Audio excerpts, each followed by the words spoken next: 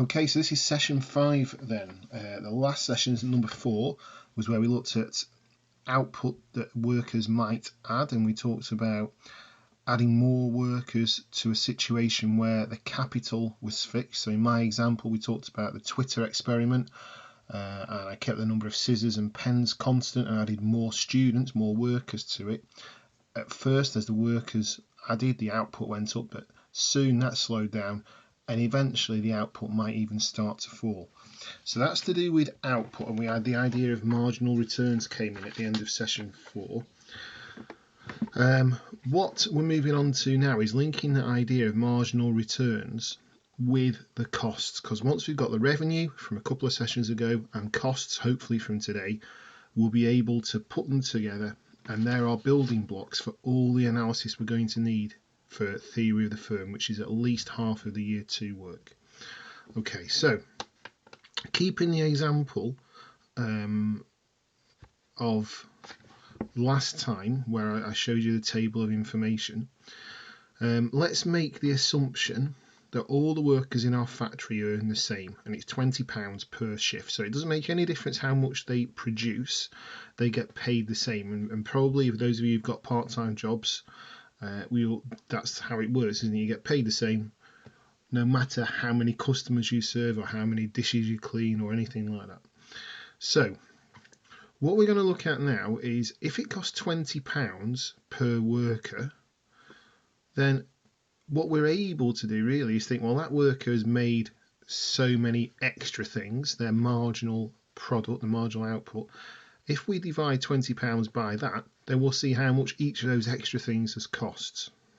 Okay, so have a look at this table. This is the table from last time. I've left some of the information in for you. I don't know quite what's happened. You can't see my last row there, but trust me, it says 8 workers, 24 output, and an average product of 3. It doesn't really matter. Okay. So what we're going to look at next is if each worker is costing £20 to hire, then what's going to go in these last 2 columns? So this is what it should look like. The red ones are the ones we've calculated now based on the £20 cost. If we look at one worker here, okay, one worker is costing £20. He makes 4 products in total, or 4 on average. Therefore, on average, each one he makes is going to cost £5. It's £20 divided by that 4. He also, because he started off with no output at all before we hired this person, has increased output by 4.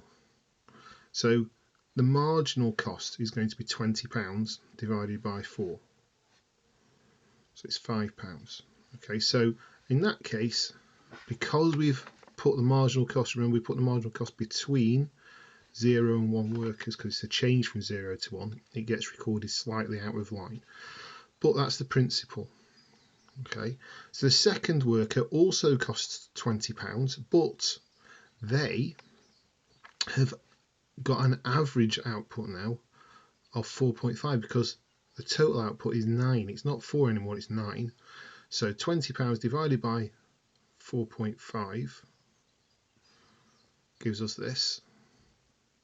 Okay, but then if we look here, the marginal cost, this is what we're really interested in. The marginal cost is the increase. So that second worker has added 5 here.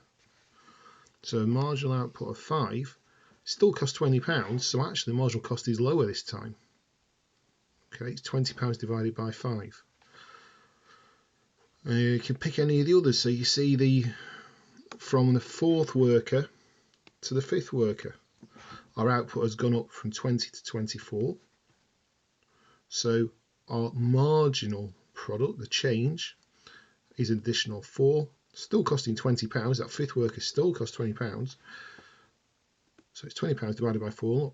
Our marginal cost has gone back up to 5. Okay, so that's where these figures have come from. Okay, now once we've got that information, we'll be able to make a very quick summary of what's going on. If you look at the average cost, it seems to we ignore the 0 just because it's like a mathematical thing, but where we've actually got values, it goes from 5 to 4.4 to 4 to 4 to 4.16, 5.3, 6.6. So you can see it goes down and then back up. And marginal cost also goes down 5, 4, 3, 4, 5, 10 and back up again. But actually, the marginal cost seems to be going up really steeply. So it's a steeper curve. Now, you're not going to have to plot this in any exam, okay? All I'm doing is showing you this so you can understand the shape of the curves, because the shape of the curves are really, really important. Right, so what I'm going to do on the next little session is, again, I'll plot the graphs for you and you'll see what they look like. You might be able to see now that the average cost and marginal cost are linked together. Obviously, they're from the same set of data. And what will happen is that the marginal cost will go underneath average cost and then start to rise much more quickly. So it will cut through average cost. And it will always cut through average cost when average cost is at the lowest. Okay, so if you look down these columns here, average cost and marginal cost, what I'd expect to see when I draw the graph for you on the next one is that the marginal cost will cut through the average cost curve. They're both going to be U-shapes because they go down and back up, but the marginal cost will cut through average costs somewhere around about here would be my guess. Okay, that's going to be the lowest point of the average cost curve, and I expect marginal cost to go back up through there. We'll see if I'm right in a few minutes. So the graph, you can't really answer those questions because I haven't shown you it yet. Where does the marginal cost curve cut the average cost curve? Well, I'm expecting it to be at the bottom of the average cost curve, and we'll see if I'm right. But all of this has led to this situation. The short run, remember, it's where something was fixed. In this case, it's the capital, so the scissors, the pens, they were fixed and we kept adding more workers. Adding more workers increases the marginal product for a time, so the marginal product was going up and then it started to fall. Okay, and why might that happen? We've talked about that. It might happen because people get in each other's way, or because simply there isn't enough equipment for them to be productive with. So we're putting workers in a situation where they haven't got the equipment to do the job. They can't actually do anything. And that leads to this idea, diminishing marginal returns. A really, really important concept. So make sure, I hope you are making notes as you're watching this. Diminishing marginal returns is really important. That's where the marginal product, the marginal returns increases, then slows down and actually can become negative. Okay, but the slowing down means it's diminishing. Each person is adding some but getting less and less and less each time.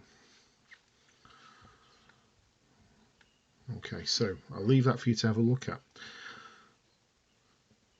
It's a really important definition, because what that does is explain for us the shape of the cost curves. You can see how we link the costs back to this idea, and because of this diminishing returns, we're able to anticipate the shape of the cost curves, and the cost curves will be U-shaped because of this.